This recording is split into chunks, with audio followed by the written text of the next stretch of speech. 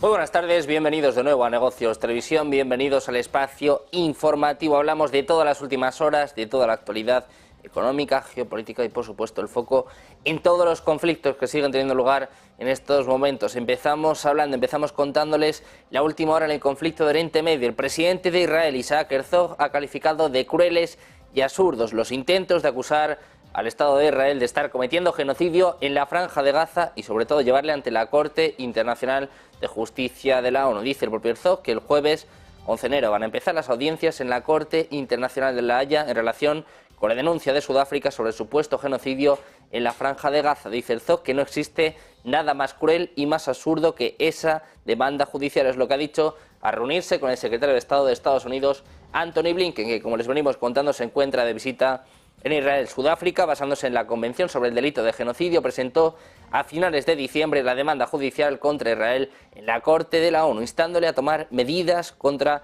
las autoridades israelíes. Las primeras audiencias están fijadas para el 11 y el 12 de enero.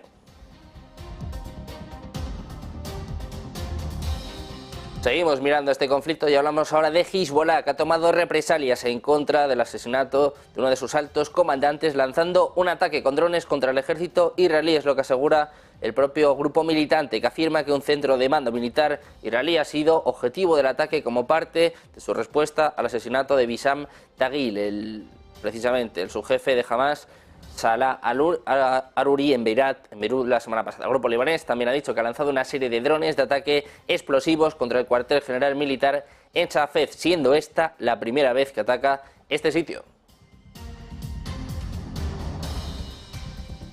Miramos también a Francia, hablamos del ministro francés de Educación y Juventud, Gabriel Attal, que sale después de la reunión semanal del gabinete en el Palacio Presidencial del Elíseo en París el 20 de diciembre de 2023. El presidente Emmanuel Macron ha nombrado primer ministro al ministro de Educación, Gabriel Attal, en un intento de dar un nuevo impulso a su presidencia. El hombre de 34 años se convierte en el primer jefe de gobierno abiertamente homosexual de Francia y el más joven, según afirma la agencia France Press. Además, también Macron aceptó anoche la renuncia de Elisabeth Borne, de 62 años, después de cumplir menos de 2 años en el cargo, antes de una muy esperada reorganización del gabinete que busca dar nueva vida a los últimos 3 años de su mandato.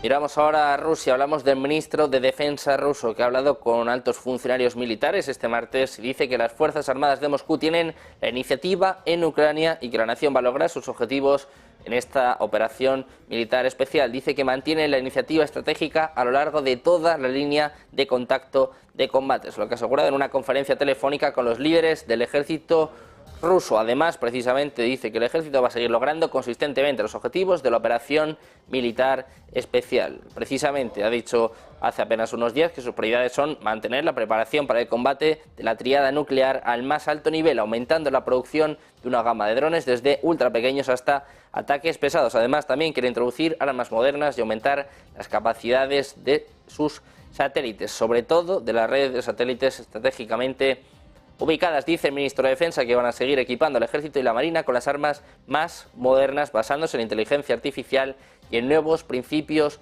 físicos.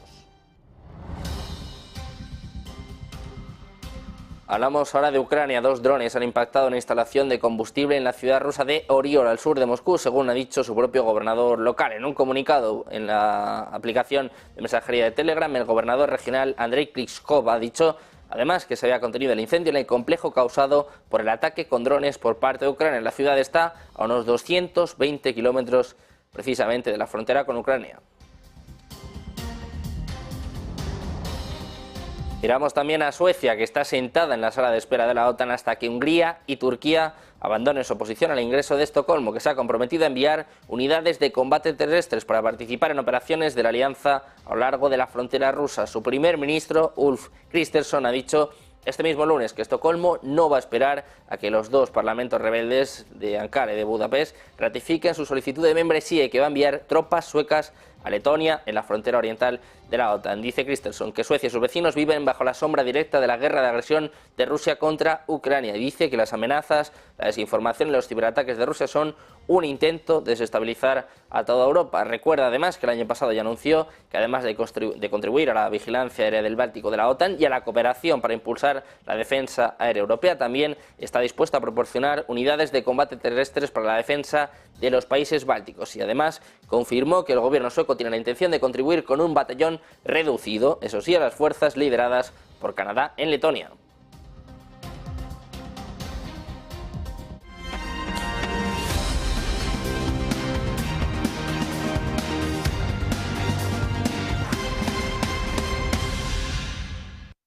Bienvenidos de nuevo a Negocios Televisión, bienvenidos al espacio informativo. Miramos a las últimas horas, a la actualidad económica, también geopolítica, y empezamos hablando un día más del conflicto en Oriente Medio. Hablamos del presidente de Israel, de Isaac Herzog, que ha calificado de crueles y absurdos los intentos de acusar a Israel de estar cometiendo genocidio en la Franja de Gaza y llevarlo ante la Corte Internacional de Justicia de la ONU. Dice el propio Herzog que el jueves van a empezar las audiencias en la Corte Internacional de la Haya en relación con la denuncia de Sudáfrica sobre este genocidio, este supuesto genocidio en la Franja de Gaza. Dice Herzog que no existe nada más cruel y más absurdo que esa demanda judicial. Es lo que ha dicho precisamente al reunirse en el día de hoy con el secretario de Estado de Estados Unidos, Antony Blinken, que, como les venimos contando, se encuentra de visita en Israel. Sudáfrica, basándose en la Convención sobre el Delito de Genocidio, presentó a finales de diciembre la demanda judicial contra Israel en la Corte de la ONU, instándole a tomar medidas contra las autoridades israelíes. Las primeras audiencias están fijadas para el 11 y el 12 de enero. Seguimos mirando a Israel, que está llevando a cabo una ola sin precedentes de ataques mortales en Siria, en lo que parece constatar un cambio de estrategia en relación a los ataques aéreos en este país. Según informa Reuters, los ataques tienen como objetivo las transferencias de armas y los sistemas de defensa aérea iraníes. Ahora, los objetivos por parte de Israel apuntan contra camiones de carga, infraestructura y personas involucradas en el suministro de armas iraníes a sus representantes en la región. El ministro de Defensa israelí, Yoav Gallant, declaró a Wall Street Journal que su país está decidido a poner fin al gobierno de Hamas en Gaza y disuadir también a otros adversarios respaldados por Irán. Según algunas fuentes, entre los que se encuentran oficiales de inteligencia, militares sirios y un comandante de la alianza regional que respalda a Damasco, dicen que aunque Israel ha atacado objetivos vinculados a Irán en Siria durante años, incluidas algunas áreas donde el grupo de Hezbollah ha estado activo, ahora está desatando ataques aéreos más mortíferos y sobre todo más frecuentes. Seguimos mirando este conflicto y hablamos ahora de Hezbollah, que ha tomado represalias contra el asesinato de uno de sus altos comandantes, lanzando un ataque con drones contra el ejército israelí. Es lo que asegura el propio grupo militante, que afirma que un centro de mando militar de Israel ha sido objetivo del ataque como parte de su respuesta al asesinato de Wissam Tagil este lunes y también de su jefe de Hamas, Salah Aruri, en Beirut. La semana pasada el grupo libanés ha dicho que ha lanzado una serie de drones de ataque explosivos contra el cuartel general militar en Safed, siendo esta la primera vez que ataca este sitio. Veamos ahora el papel de Estados Unidos en este conflicto. Hablamos del secretario de Estado estadounidense, Antony Blinken, que sigue inmerso en la ofensiva diplomática para evitar una expansión regional de la guerra en Gaza y sobre todo intentar reducir el número de bajas civiles. Bajo este objetivo se reúne este martes con líderes israelíes, mientras el ejército de Israel sigue afirmando que su lucha contra Hamas va a continuar todo el año. Blinken ha llegado a Tel Aviv a última hora de lunes para informar a los funcionarios israelíes sobre sus 2 días de conversaciones con líderes árabes sobre el fin de la guerra. Seguimos hablando de Estados Unidos, seguimos hablando del propio Antony Blinken, y es que, como les decimos, el jefe de la diplomacia norteamericana está decidido a presionar para rebajar el drama humanitario que azota a la población civil de Gaza. En este sentido, Blinken ha señalado que Israel debe permitir que los civiles palestinos desplazados regresen a sus hogares en Gaza, unas declaraciones con las que ha respondido a los llamamientos de miembros de la coalición gobernante de Israel para que se trasladaran a otro lugar. Los líderes israelíes le van a decir a Blinken que no van a permitir que los palestinos del norte de Gaza regresen si jamás se sigue negando a liberar a más rehenes israelíes. Según está informando en estos momentos la agencia Reuters, el lunes las fuerzas israelíes bombardearon la parte oriental de Yan Yunis y el centro de la Franja de Gaza en medio de enfrentamientos terrestres. En esta misma línea ha hablado también el alto representante de la política exterior de la Unión Europea. En esta misma línea ha hablado el propio Josep Borrell, que sigue también con su gira por Oriente Medio y sigue intentando, sobre todo, evitar la escalada del conflicto y denunciando la necesidad de poner fin al drama humano. Escuchamos a Borrell hablando, alertando sobre las víctimas civiles que siguen sucediéndose en este conflicto. With Prince Faisal and discuss with him on the Gaza war and on its impact on the region and beyond. You know, regional escalation is a real risk, and we need to do everything in our power, together with the Arab partners, to avoid this escalation. And this is why I was in Lebanon, and why I'm here today in Saudi Arabia. By the way, it is my fourth trip in the regions, the 7th of October. We need to stop the human tragedy unfolding in Gaza. We need an immediate humanitarian pause, leading to a more sustainable one, and for hostages to be released. Gaza needs desperately humanitarian access, and they need it now. The Gazans are in despair. They cannot wait for the day after. For them, the day after was yesterday. Y seguimos mirando a Oriente Medio y hablamos ahora de nuevo de Estados Unidos. Un ataque aéreo estadounidense contra un lanzacohetes ha frustrado en la noche de ayer un ataque a la base aérea de Ain al-Assad, que alberga fuerzas estadounidenses y otras fuerzas internacionales en el oeste de Irak, según dicen dos fuentes del ejército iraquí, en concreto fuentes militares que dicen que un lanzacohetes fijado en la parte trasera de un pequeño camión había sido estacionado en una zona rural a unos 7 kilómetros al este de la base, con al menos 2 cohetes listos para ser disparados hacia Ain al-Assad. El ataque aéreo por parte de Estados Unidos apuntan a que habría destruido este lanzador, según afirma precisamente un oficial del ejército iraquí. Miramos ahora a China. Un marinero de la Armada estadounidense ha sido sentenciado este lunes a 27 meses de prisión y una multa de $5.500 después de enviar información confidencial a un oficial de inteligencia de China y aceptar $15.000 en sobornos. El suboficial Wen Zhenzhao se declaró culpable en octubre pasado de los cargos de conspirar con un oficial de inteligencia extranjero y aceptar un soborno. Se enfrentaba a una pena máxima de 20 años de prisión. Apuntan a que puso en peligro a aquellos que sirven al ejército estadounidense, es lo que dice el fiscal general adjunto para Seguridad Nacional Matthew Olsen. Otro marinero afincado en California, Jin Chao Wei, también fue arrestado el año pasado acusado de espionaje. De hecho, el propio Wei se declaró inocente y su caso todavía continúa. De China pasamos a mirar a Taiwán. Hablamos del candidato del partido del gobierno en las próximas elecciones de Taiwán. Hablamos de Lai Ching-te, que ha dejado patente que de resultar elegido va a seguir ampliando las relaciones con Occidente y fortaleciendo los lazos comerciales con esta zona económica. Todo esto frente al intento de China de aislar al país. Al mismo tiempo también asegura que mantendrá el status quo con Pekín. El gigante asiático considera la isla, como saben, como parte de su territorio y además ha aumentado el envío de globos espía y barcos a esta zona en disputa. Hablamos ahora de Francia, hablamos del ministro, en este caso, de Educación, y hablamos en este caso del nombramiento por parte del presidente Emmanuel Macron. Ha nombrado primer ministro al ministro de Educación, Gabriel Attal, en un intento de dar un nuevo impulso a su presidencia. El hombre de 34 años se convierte de esta forma en el primer jefe del gobierno abiertamente homosexual de Francia y el más joven, según afirma a la agencia France Press fuentes cercanas a la presidencia. Macron aceptó anoche la renuncia de Elisabeth Borne, de 62 años, después de cumplir menos de 2 años en el cargo. Antes, eso sí, de una muy esperada reorganización del gabinete que busca dar nueva vida a los últimos 3 años del mandato de Macron al frente del gobierno francés. Y seguimos mirando Europa. Hablamos en este caso de Alemania, de las protestas que se siguen sucediendo con carteles que exhiben mensajes como "No hay cerveza sin agricultores" y otros que saltan al partido Derecha Alternativa para Alemania. Miles de agricultores bloquearon las carreteras alemanas con convoyes de tractores y camiones. Los trabajadores protestan así por los planes del gobierno de recortar los subsidios agrícolas. En medio de temperaturas bajo cero y desde antes del amanecer de este 8 de enero en Berlín, una fila de decenas de tractores ha bloqueado de nuevo la avenida principal que conduce a la puerta de Brandenburgo. La policía ha indicado que las carreteras y vías de acceso a las autopistas se encuentran bloqueadas en varios lugares del país, incluidos distintos cruces fronterizos con Francia, lo que ha provocado embotellamientos durante horas, además clave, horas pico de esta misma mañana.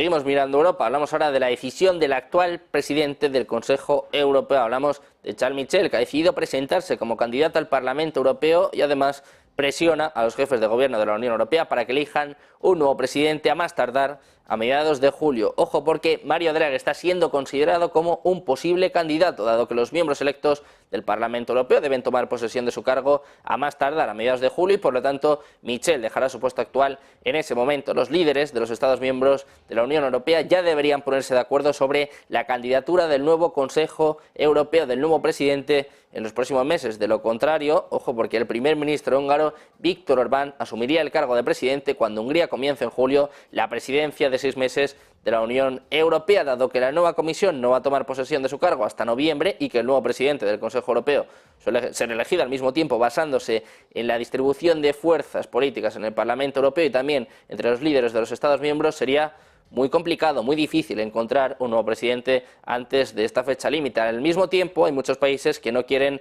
que Orbán presida las sesiones del Consejo Europeo. Seguimos pendientes de toda la actualidad, pendientes de Orbán, del conflicto en Ucrania. Vamos con una breve pausa, un par de minutos y volvemos con más información, con más noticias aquí en Negocios Televisión.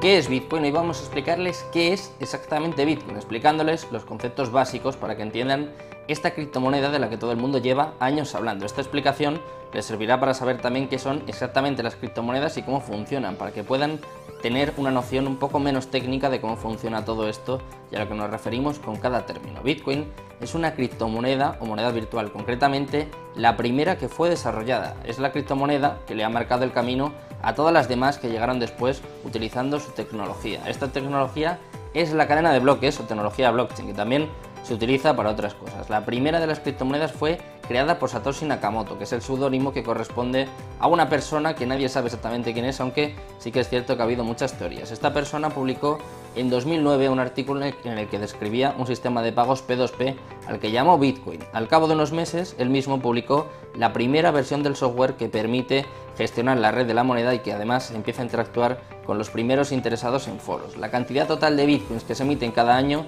está determinada por su algoritmo y pasa lo mismo con el resto de criptomonedas. Bitcoin está desarrollado para que cada 4 años se reduzca por 2 su producción y para que solo se emitan un total de 21 millones de bitcoins. Después simplemente dejarán de crearse. Esto es una diferencia fundamental con las monedas convencionales, puesto que los bancos modifican su valor a su libre albedrío. Por lo tanto, las monedas se pueden devaluar, mientras que Bitcoin quiere ofrecer algo más de estabilidad. En definitiva, entre los usos más destacados de Bitcoin cabe mencionar los siguientes, como por ejemplo pagar utilizando estas propias criptomonedas, obtener intereses por los bitcoins que poseas, algo similar al concepto de un depósito bancario, también obtener un préstamo utilizando como garantía tus bitcoins, cubrir tu exposición financiera con derivados en mercados regulados y por último obtener réditos de inversión mediante la compra-venta de bitcoins, al ser un activo que teóricamente tiende a revalorizarse en un escenario de demanda constante.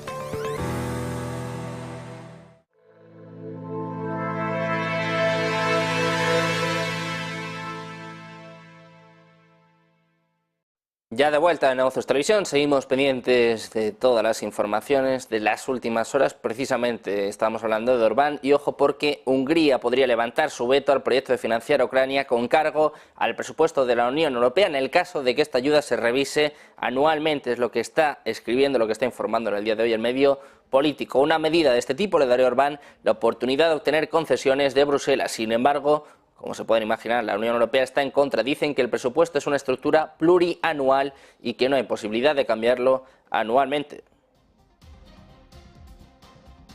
Seguimos mirando al conflicto en Ucrania y hablamos ahora del ministro de Defensa ruso. Ha dicho hoy a funcionarios militares que las Fuerzas Armadas de Moscú tienen la iniciativa en Ucrania y que la nación va a lograr los objetivos de la operación militar especial. Dice el propio ministro que tienen que mantener la iniciativa estratégica a lo largo de toda la línea de contacto de combate, es lo que ha asegurado en una conferencia telefónica con los líderes del ejército ruso. Precisamente el ejército que, según dice, sigue logrando consistentemente los objetivos de la operación militar especial. Precisamente hace apenas unos días dijo que sus prioridades son mantener la preparación para el combate de la tríada nuclear al más alto nivel, aumentando la producción de una gama de drones desde ultrapequeños hasta ataques pesados, además de introducir armas modernas y aumentar las capacidades, en este caso, de su red de satélites que están estratégicamente ubicados. Apunta además el ministro de Defensa ruso que van a seguir equipando al ejército y la marina con las armas más modernas, incluidas aquellas basadas en tecnologías de inteligencia artificial y nuevos principios físicos. Seguimos mirando a Rusia, hablamos de las tropas rusas que han mejorado su posición táctica cerca de Georgievka y Bogdanovka en el área de Donetsk, según ha dicho el propio portavoz del Grupo de Batalla de Rusia Sur. Hablamos de Vadim Astafiev, que apunta que las unidades del Grupo de Batalla del Sur, apoyadas por ataques aéreos y fuego de artillería, han mejorado la situación táctica en las zonas, como les decíamos, de Georgievka y Bogdanovka. Dice además que han derrotado las acumulaciones de mano de obra y equipos de los ucranianos mecanizados de asalto de brigadas, y en concreto de la Brigada de Defensa Territorial cerca de Torres, Andreyevka y también Krasnoye. Según sus palabras, Ucrania ha perdido más de 250 militares, así como 2 tanques, 3 vehículos blindados de combate, 2 vehículos y 2 obuses de 30 de 122 milímetros. Dice que los sistemas de defensa aérea han derribado 4 drones ucranianos cerca de los asentamientos de Pesky en la República Popular de Donetsk. Seguimos ahondando en este conflicto y hablamos ahora de más declaraciones del ministro de Defensa ruso. Habla del alto nivel de preparación para el combate nuclear. Dice que es un objetivo clave de Rusia. El ministro de Defensa ha dicho que mantener un alto nivel de preparación para el combate de la tríada nuclear rusa era un objetivo clave para el país. Esto es lo que está asegurando el Ministerio de Defensa ruso, según está recogiendo la agencia de noticias TASS. Y seguimos mirando a Rusia, hablamos de la defensa antiaérea rusa, que ha derribado 10 objetivos cerca de Belgorod, es lo que ha dicho el gobernador de unidades de defensa antiaérea rusas, apuntando a que han derribado este lunes 10 objetivos aéreos que se aproximaban a la ciudad de Belgorod, cerca de la frontera ucraniana, y en un ataque en el que 3 residentes han resultado heridos precisamente en estos bombardeos. Es lo que informa el gobernador regional Vyacheslav Gladkov, que además ha escrito en la aplicación de mensajería de Telegram que también habían estallado las ventanas de 2 edificios de apartamentos de varias plantas y que varios coches habían resultado dañados en estos ataques. Precisamente, como saben, Belgorod ha sido objeto de ataques ucranianos durante las últimas semanas. De hecho, a finales del mes pasado, un ataque con misiles y con aviones no tripulados mató a 25 civiles, entre ellos 5 niños. Seguimos mirando a Rusia, hablamos ahora del portavoz del Kremlin, de Dmitry Peskov, que se ha negado a comentar las afirmaciones por parte de Estados Unidos y de Ucrania de que Rusia había disparado misiles norcoreanos contra objetivos ucranianos en los últimos días. Peskov no ha querido hacer valoraciones sobre este tema, pero sí que ha dicho que Ucrania ha atacado objetivos civiles rusos utilizando misiles procedentes de múltiples países occidentales.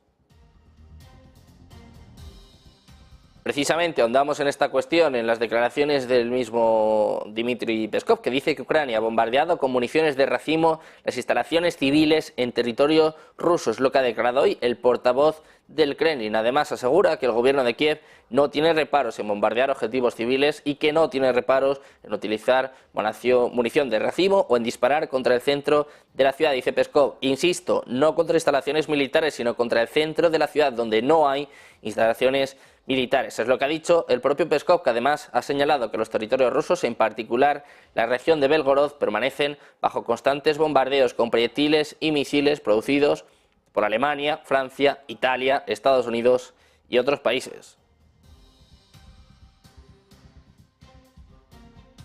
Seguimos mirando a este conflicto en Ucrania y les contamos que 2 drones han impactado en una instalación de combustible en la ciudad rusa de Oriol, al sur de Moscú, según ha dicho el propio gobernador local. En un comunicado publicado en la aplicación de mensajería de Telegram, el gobernador regional Andrei Klitschko ha dicho que se ha contenido el incendio en el complejo causado por el ataque con drones. Además, la ciudad está a unos 220 kilómetros precisamente de la frontera con Ucrania. Y miramos ahora a Ucrania, que ha vuelto a atacar la región rusa fronteriza de Belgorod, que este lunes ordenó la evacuación de parte de su población. Los últimos bombardeos, como les contábamos, han dejado a 3 personas heridas, mientras el Ministerio de Defensa de Rusia ha informado de que sus defensas aéreas han derribado 10 cohetes RM-70 Vampir. El gobernador de la región ha asegurado que el último ataque, como les contábamos, ha hecho estallar las ventanas de 2 edificios de apartamento de varios pisos y que varios coches han resultado heridos.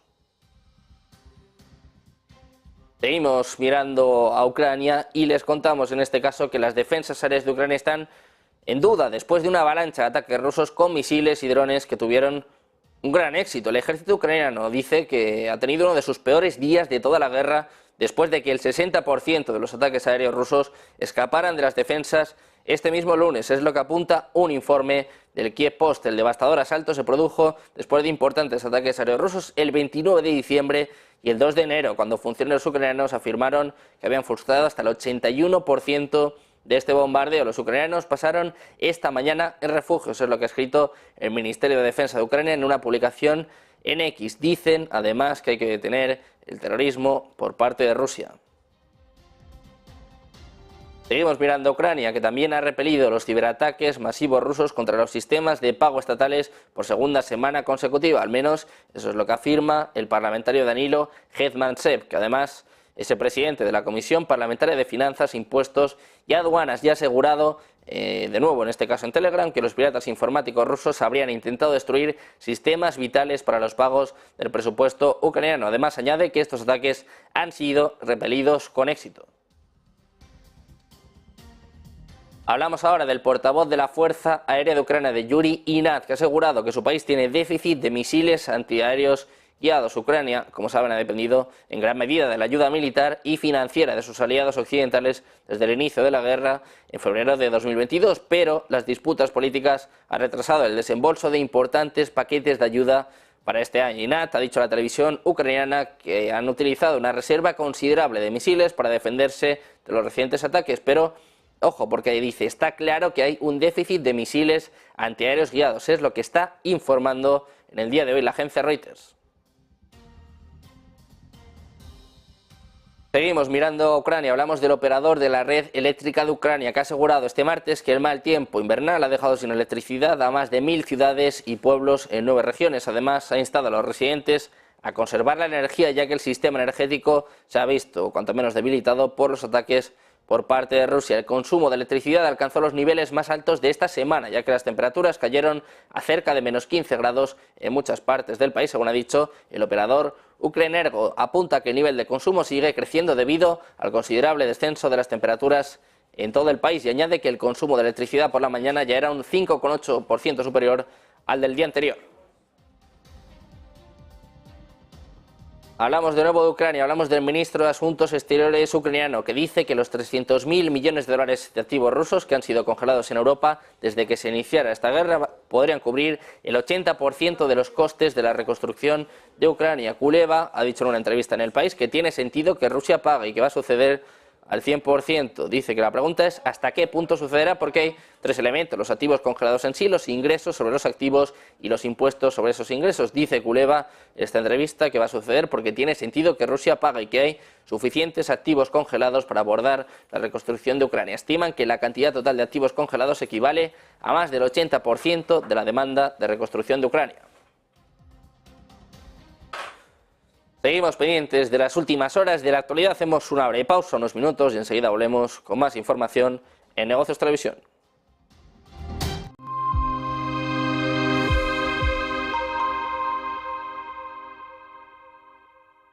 Ven al Torreón. Estamos en El Pardo, un espacio único en plena naturaleza.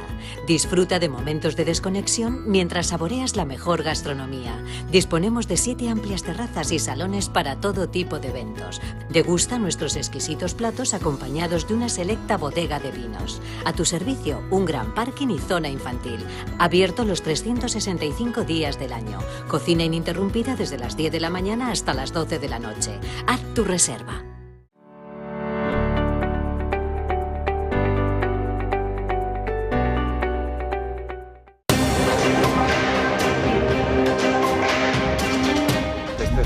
Ya digital de la nueva era, que vamos a hablar de la destrucción creativa del capitalismo.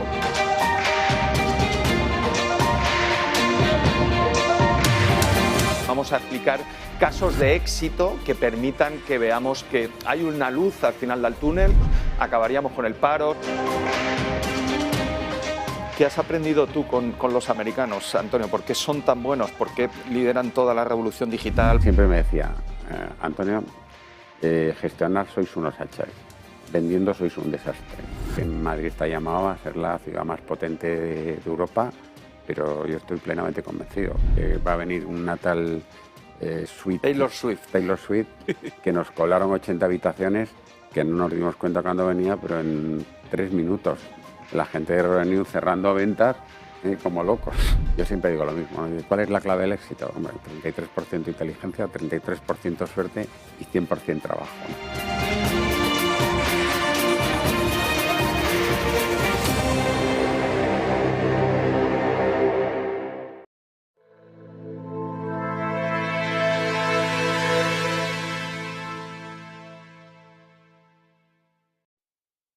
Ya estamos de vuelta en Negocios Televisión, seguimos mirando toda la actualidad y hablamos ahora de Suecia, que sigue sentada en la sala de espera de la OTAN hasta que Hungría y Turquía abandonen su oposición al ingreso de Estocolmo, pero se ha comprometido a enviar unidades de combate terrestres para participar en operaciones de la alianza de la OTAN a lo largo de la frontera rusa. Su primer ministro, Ulf Kristersson, ha dicho que Estocolmo no va a esperar a que Ankara y Budapest ratifiquen su solicitud de membresía y que van a enviar tropas suecas a Letonia en la frontera oriental de la OTAN. Dice que Suecia y sus vecinos viven bajo la sombra directa de la guerra de agresión de Rusia contra Ucrania. De hecho, el propio Kristersson dice que a pesar de las amenazas, la desinformación y los ciberataques de Rusia son solo un intento de desestabilizar a toda Europa, y dice que el año pasado anunció que Suecia, además de contribuir a la vigilancia aérea del Báltico de la OTAN y a la cooperación para impulsar la defensa aérea europea, estaba dispuesta a proporcionar unidades de combate terrestres para la defensa de los países bálticos. Y ayer mismo confirmó que su gobierno tiene la intención de contribuir con un batallón, eso sí, reducido a las fuerzas lideradas por Canadá en Letonia. Hablamos también de Finlandia, que no va a reabrir los puestos de control en la frontera con Rusia después del 14 de enero, es lo que ha anunciado la ministra finlandesa del Interior, Mari Rantanen. Ha respondido a una pregunta de una periodista sobre si la frontera oriental de Finlandia iba a permanecer cerrada y ha dicho así es exactamente como debería ser. Sin embargo, ha sostenido que no ha habido cambios en la situación con los migrantes en la frontera de Rusia, por lo que existe el peligro de que Rusia siga realizando actividades similares si la frontera está abierta. Finlandia ha dicho que no va a abrir un puesto de control en la frontera con Rusia.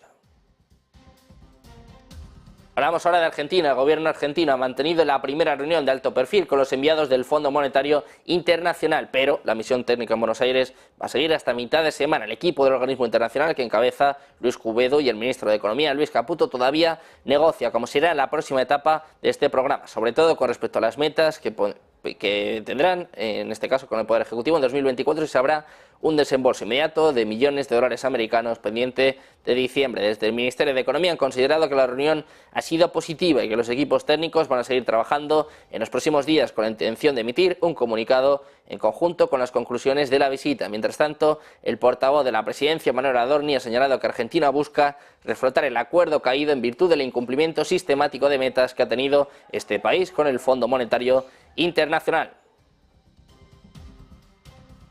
Hablamos ahora de Venezuela. El presidente venezolano Nicolás Maduro ha reafirmado los derechos territoriales históricos de Venezuela sobre Guyana y Esequibo, la disputada región fronteriza controlada por la vecina Guyana, al aprobar un plan para que el Parlamento del país sudamericano apruebe una ley en segunda lectura para establecer el Estado número 24 de Venezuela en el territorio. Dice que el referéndum del 3 de diciembre, en cuya celebración la Asamblea Nacional jugó un papel clave, desencadenó una poderosa fuerza de consentimiento para defender los derechos históricos de Venezuela a la Guyana Esequibo. Dice además Maduro en una reunión con líderes de las facciones políticas de Venezuela, en precisamente una transmisión que tuvo lugar en la televisión venezolana. Maduro ha sostenido que su nación puede proteger lo que les pertenece, al calificar a Venezuela como un pueblo luchador que hizo historia en Latinoamérica. También ha criticado al gobierno de Guyana, que según él está actuando como un gobierno de la ex Guyana británica o la actual colonia británica bajo administración gringa, utilizando en este caso o describiendo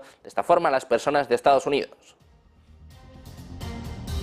Hablamos ahora de uno de los protagonistas de la sesión de hoy y volvemos a hablar de Grifols, y es que los fondos de inversión Gotham City, Porsi Asset Management y Eico Capital acumulan una posición corta del 0,98% sobre el capital de Grifols, según figura en los registros de la Comisión Nacional del Mercado de Valores. En concreto, General Industrial Partners, un fondo lanzado conjuntamente por Gotham City Research y Porsi, ha informado al regulador de que ostentaba una posición corta del 0,57% del capital de Grifols. De su lado, Eico Capital ha informado de que va a reducir su posición del 0,55 al 0,45%.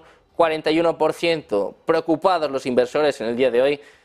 Hablamos precisamente con uno de los entrevistados que hemos tenido durante el especial de hoy, hablando precisamente de esta preocupación en torno a Grifols.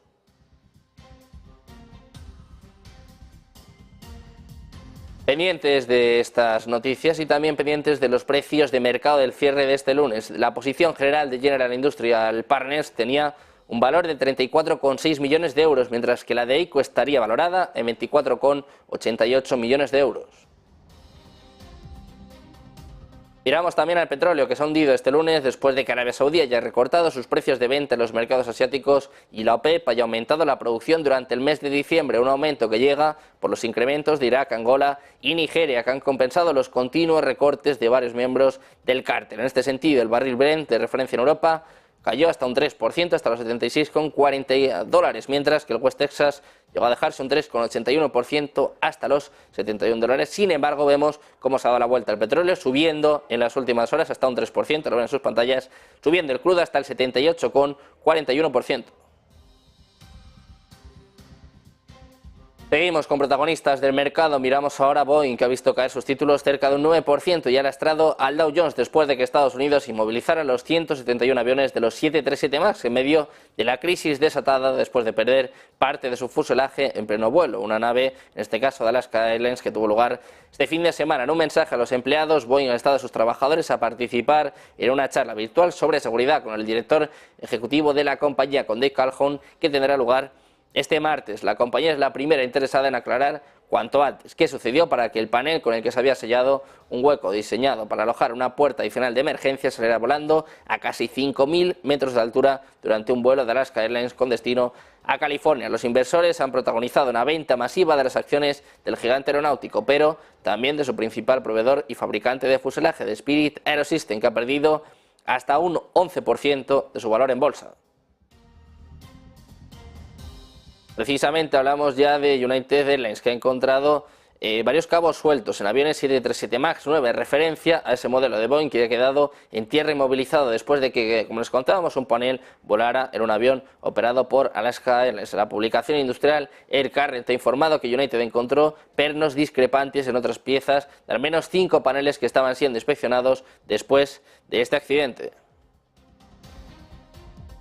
Miramos ahora a Nvidia. Las acciones de Nvidia subieron a un cierre récord este lunes después de que el fabricante de chips más valioso del mundo presentara nuevos procesadores gráficos de escritorio aprovechando la inteligencia artificial. Las acciones de Nvidia subieron un 6,4% para cerrar en $522,53, su cierre más alto de la historia. De hecho, después de que la compañía anunciara esta serie de procesadores gráficos GeForce dirigida principalmente a los entusiastas de los videojuegos, vieron subidas impresionantes. Antes del Consumer Electronics Show en Las Vegas, Nvidia también anunció otros componentes y software relacionados con la inteligencia artificial.